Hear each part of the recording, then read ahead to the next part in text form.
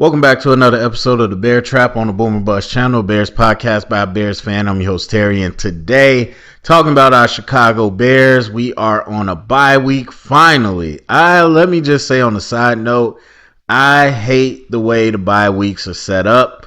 I think it's absolutely stupid for viewing and just everything. I mean, yeah, I'm not gonna get deep into it, but I will just say, you're going to have next week, the last two teams finish their bye week. It's week 14 out of 18. That's insane to me. I think bye weeks, I think there should only be 3 bye weeks. There should be a quarter, roughly, because it's an odd number of games now. But there should be a quarter or a third, I should say, a third of the way, another third, whatever. Boom, like that. So anyway, we won't go through it all. So we're going to talk about the Bears because I'm here to tell you, I think we can make the playoffs, people. Yes, I said it. You heard it here correctly. I do think that the Bears can make the playoffs. It's possible. So I told you at the beginning of this year that the schedule was soft. I knew that coming into the season. With the way things have transpired with different teams, I think the schedule got even softer, to be quite honest with you. So, therefore, it doesn't surprise me that we sit here almost done with week 13. And not only just with our schedule, but the way the league has just been this year, it doesn't surprise me that I look and say, well, the Bears got a chance. Now, not only is it the way the schedule set out for us and the way the league is played out, it's because they added an extra seed. Now, much like the bye weeks, I hate the playoff seeding. I hate the way it all goes. Them adding the extra seed is BS. It should be 1 and 2. It should be like it used to be. But whatever. So now we, the Chicago Bears, already know what that extra seed can do because we were the recipients. I believe that was the first year it happened. That we were the recipients of that 7 seed and then promptly lost to the Saints. But we were not a playoff team that year, but yet we were still there. And I'm not saying that we were even close to that team, but I think that can happen again because you look at the playoff picture. There's a couple things that are working in our favor that's going to make this a bit of a perfect storm. Number one, the 6 and 7 seed, which, obviously for us, that's the ones we're looking at. They're both in our division. They're in the same division. They're the Vikings and the Packers. So the Vikings and the Packers have to play each other again. So that's a guaranteed loss for one of them. Or it could be a tie, but, more than likely a loss. But they're also in our division. So that means we already beat the Vikings. So we have a win against them. And then we'll be able to play the Packers at the end of the season. They beat us early in the season, but again, we could give them another loss. So between the two teams, we can control one loss, and then there's going to be another loss added on to that. Now, the losses is important, but the wins obviously are more important. So if you look, besides the fact that those two teams are going to be duking it out, and honestly, the Vikings with Dobbs to me is not a contender. We could talk about their schedule and what's possible, but I just don't. I don't count them as favorites in most games with Dobbs. I know there's a honeymoon, and I like him, but he is what he is, and we saw. So anyway, looking at our schedule, we got the Lions coming up at home. We're off a bye week. Lions just had a long fought game. Now look, I'm not really into that. Some people will say, hey, the Eagles played a lot of games in a short amount of time. The 49ers been resting. That plays into the blowout. Maybe. I think the weather plays into it more than anything. Maybe. So off a bye week, Lions just had a hard-fought game. Some people could say that's going to be a big factor. I don't think it's a big factor, but us being at home against a team that we almost nearly beat on the road, I think is the bigger conversation, because obviously we're going to play more comfortable at home, or we expect to. And I told you in that game, you're not going to get that. Well, we did, but you're not typically going to get that more than once. That Josh Allen versus the Jets type of game. And that game is stuck in my mind. Like, that was week one. It's stuck in my mind because I always tell you, difference between takeaway and giveaway. So Josh Allen just giving the ball to the Jets over and over. That was Jared Goff. Then you get Dobbs. Now, I think Dobbs came back down to earth, and so that's part of it. But he gave us the ball too. Now, I'm not necessarily saying that's going to happen again, because I don't think we forced Jared Goff into anything. It honestly looked like he was trying to throw to us. Now, I know that's not the case, but whatever. So I think the confidence is the factor. Even if, or obviously we didn't win that game, but I think even though we lost it, that confidence to know we can hang with these guys. And us being at home, we'll see about the weather, but if it's bad conditions, that just sets us up for a geared game. Like, you want the ugly games. It's not different from Cleveland early this year, even with Deshaun Watson. You want the ugly games because with your defense and everything, you can win. Now, I'm not saying our defense is the Browns, but still. So that's a big maybe, but I think it's possible. Should we win, that's going to be huge. That's going to be huge when it comes to tiebreakers. That's going to be huge, obviously, because that's going to be the hardest one in our stretch of games coming up. So then week 15, we go to Cleveland. On the road makes this difficult, but it's Joe Flacco. Even though I think he's better than the quarterback they had, the rookie, it's still Joe Flacco, later in this year's. I think Cleveland's solid on offense, but I don't think they're great. So if the defense could hold it, or if it gets ugly, like I said, then, having Justin Fields and all the running options we got, we could make it a game. And I'm not here to tell you we about to blow teams out or look like a contender. Again, it's just the way it's shaking up. So Cleveland has, like a third, fourth string quarterback. I think we should be able to pull that out. Then you got the Cardinals. Cardinals, better lately with Kyler Murray back, still the Cardinals. And we're at home. We should be able to win that. Falcons, I think they're pretenders all the way through. We have a long history of playing the Falcons. We're at home. I think we should win that. Now, at that point, if we get 3 out of the next 4, because I won't say we're going to get them all, but if we got 3 of the next 4, because we got to win, then you're talking about us having 7 wins. Right now, the Seahawks and the Rams are the biggest competition. The Seahawks about to go up against the 49ers again, and then I believe they have the Eagles. They have somebody. They got a hard stretch of games, which they got the 49ers. No, they got the Eagles. Now the Titans on the road, I think is a tough game, but they could win that. Why is it 10 a.m.? Anyway, and then the Steelers, Pickett might be out, so that and it's at home, so they might be able to get that. And then they got the Cardinals on the road too. Cardinals could play spoilers, but I think by the time we get to week 18, Seattle's either going to be behind us or roughly around the same area as us. So I'm not too worried about them. The Rams have a lighter schedule. They will have to see, I want to say, they have to see the 49ers again, but that's week 18, so 49ers might not be playing by then. They got the Ravens up next on the road. That's probably a loss. And if the Commanders could shock them in the week 15, then we're talking about some even playing field. And so, but really between the competition, I think it's possible over the next 3 to 4 weeks that we could be still even with them, because the Rams and Seahawks both have 6 wins already. Obviously, the Vikings and Packers do, but there's some losses coming down the Seahawks way.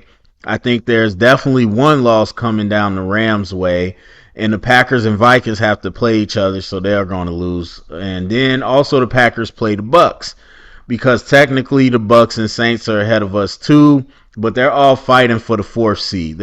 I don't think there's a realistic way 2 NFC South teams get in, because they're going to play each other. They're going to continue to add losses to each other.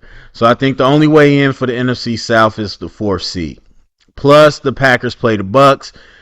If the Packers beat them, Bucks less competition to us. If the Bucks beat the Packers, that helps us too as well. So really, it's just that perfect storm. Like I said, the NFC South is going to all cannibalize each other. And then Vikings and Packers, I don't think the Vikings are going to continue to win, but Vikings and Packers are going to cannibalize each other to a certain extent, and then we got to go in there and win as well. So you're looking at all of that. It's going to take us winning, which it should. We should win those games if we're going to go to playoffs. But I think there's a way we get in at the 7th seed. Now, here is the funny part about it. The way the 49ers schedule is set up and the way the Eagles schedule is set up, the 49ers could very well end up the 1 seed. And if we lose, let's say we lose to the Lions and the Lions just continue to roll, and the Eagles drop 1 or 2 games, like they might lose to Dallas or whatever, you could get a situation where Detroit becomes the 2nd seed and we're the 7th seed. Then we would be going to Detroit. In this scenario, we probably lost to them twice, but let's just say we played them well. Again, I'm not saying this is a result of us being a great team, a playoff caliber team, but I do think, it's a result of the situation. But if we get to the playoffs in the 7th seed and we're playing Detroit, man, because I think no matter what this perfect storm is, us getting to the playoffs is going to nullify so much discussion. People, right or wrong, people are going to wave off so much discussion and be like, we don't care, we made it to the playoffs. Because I don't see us going to the playoffs, especially after the start we had, plus knowing we got the number 1 pick from the Panthers. I don't see us making the playoffs, because that's going to be a huge emotional, because we can't wrap it up to basically week 18. So for us to make the playoffs and probably push the Packers out, Eberflus has to keep his job. Poles definitely keeps his job. And then I don't see how you get rid of Justin Fields at that point.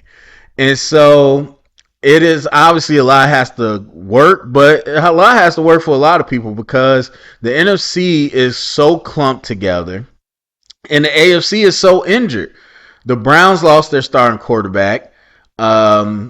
Pickett's going to have he hasn't been great this year, but he's going to have surgery. And, I know the Bears fans going to grimace, but with Trubisky as starter, I'm not giving the Steelers any chance. They weren't even good with Pickett offensively. So those 2 teams are probably going to start to slide out. I mean, the Browns are definitely going to slide out, I think. So then you're still figuring out how that's going to look. Is it going to be the Colts, the Texans? Could the Bills pull off some wins and sneak in? So the whole league is kind of bunched together because of the injuries and what's been happening. And I've been telling y'all in my recaps, it's been very underrated, the amount of injuries, significant injuries this year. And so that's starting to catch up. A lot of these teams are clumped together.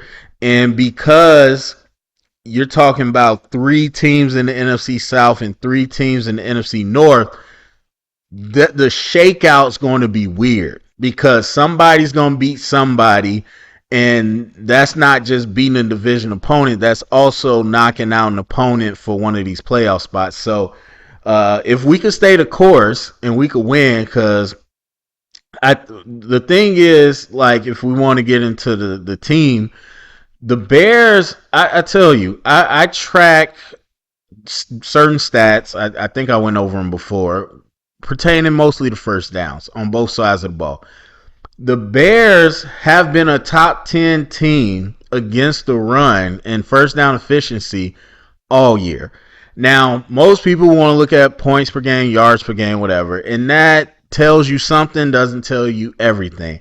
To me, I found this is my second year doing this. I found that the first down efficiencies correlates pretty well to how good your unit is.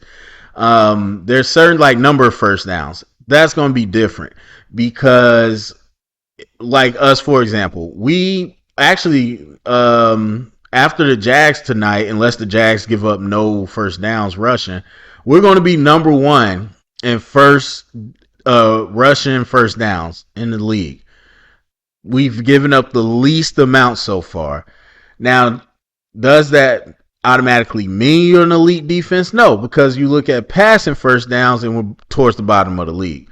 So sometimes what happens is a team is so busy beating you at what you're bad at that they don't beat you in the other way. Same thing Detroit last year. Terrible against the pass. Everyone was passing on them, that they weren't running on them. Similar to how we were early on in the season. But it's week 13 now. The numbers have progressed. And so we are still, when it comes to playing the run, I think we're good. And I said that going into the year, just of who we got on the team. And Montez Sweat helps, I think, in both ways. But yeah, when you're healthy, you got Edwards, you got Edmonds and all that. And then the D tackle rotation we got. I think we're good against the run. So you get up against the Falcons. And we already seen this story so many times. You shut down their run, Ritter's not doing anything. And to be honest, he could end up just like Dobbs, throwing a bunch of picks. So I think about that. I already told you with Cleveland. Now, the defense is good, but I think the defense is better in passing situations. Any of these games, they're going to have to be us front running. It's just what it's going to have to be. But you got Ritter, you got Flacco, and then you got K1. Some people will say definitely the best of the group, but some people are going to say a great quarterback. I don't know if he's great. I think you could get him. And so we'll see. But yeah, all those mix in to factor into the point. My other point was that offensively, we're top 10 in a number of first down stats that I look at, which every week I was just like, this can't be right. Again, this is week 13. It's been bared out, no pun intended, throughout the season. Now, that don't mean we're going to finish there, but we're firmly in the top 10 in a lot of our first down efficiencies. So, again, doesn't necessarily mean you're scoring points, doesn't mean you're good in the red zone, and all those things, but I think we've seen we can move the ball. It's more than likely going to be by running the ball, but efficiently, how we, our percentages on how we pick up first downs and all those things, we've been pretty good. I've been shocked by some of the offenses we're up there with. And I don't think we're those offenses, but I do think that if we play to our strengths and we play a certain way, that these games are winnable. And then it's going to come down to you playing the Packers, and that's just going to be a holy grail game at that point. But, and I think Jordan Love, give him kudos. I haven't watched all the games, so I'm not going to sit here and act like I know. But give him kudos for playing better. I know watching him specifically, he's not making the exact same mistakes that he was, so that's gotten better. But I don't know that the team is better. So just because they beat the Chiefs doesn't mean they're going to come in and just roll off the next 4 wins. I think it's definitely possible they lose some of these games. And so we'll have to see, but I would have to guess, since we only got a handful of weeks left, that week 18 is going to come down to a big part of us make playoffs. But I think we can. And I know that going into the Vikings game, most people probably weren't thinking about that. Like, we know the Panthers are on their way to locking up a number 1 pick. So then the question is like, oh, what are we going to do at like number 5 or something? We got 2 top 5 picks. But then you beat the Vikings. You're like, okay. And again, ugly game.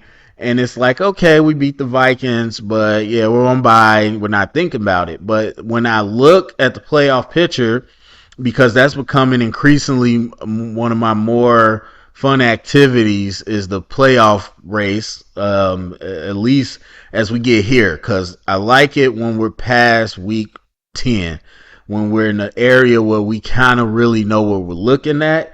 And so I love being able to predict these things. So I'm looking at this and I'm just like, man, the NFC, the bottom of the NFC is a mess. And I already called Seattle because I knew their schedule. I'm like, yeah, Seattle's about to go through a murder row. And so while they were like 5 seed or whatever, or not 5, 6 seed, I'm like, they're going to drop. Now they're dropped out. Now the Rams have surged back. I didn't think the Rams would be in the race, but they are, which is crazy because if the Rams were not doing what they were doing, we would be firmly in the driver's seat to get in the playoffs because the NFC South, like I said, was going to cannibalize each other.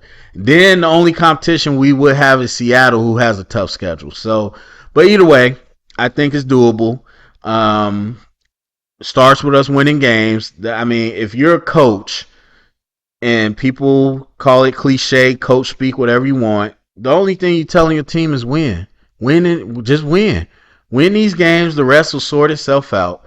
That's all the players and the team and really us need to worry about. But if you want to go deeper into the analysis as a fan, I'm laying out my reasons why I think we very much could make the playoffs. All right, that's it for me. Go down comment section. Let me know what you think. Share it around. Get the conversation started. Thumbs up, subscribe. Well, actually, before I say that, let me add a last thing on there. Another reason I like it is because we have 2 quarterbacks. Because typically in this situation, and again, I know our channel troll gonna hate it.